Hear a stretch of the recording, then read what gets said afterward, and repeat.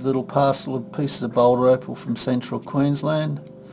The rule's in millimetres, and the material's been wetted. This piece is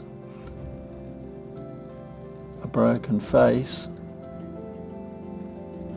but maybe cut a stone out of here. Another one here. This is quite bright, pretty material up the top here. Quite thick, vibrant bluey greens. Been dremeled over here, but maybe cut it through there and have that as the stone. And when you cut that off, then you got this over here as a patterned piece.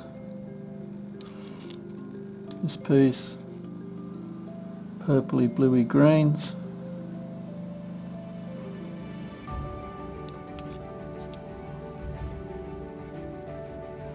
Another one that may be cut in half, make two smaller stones.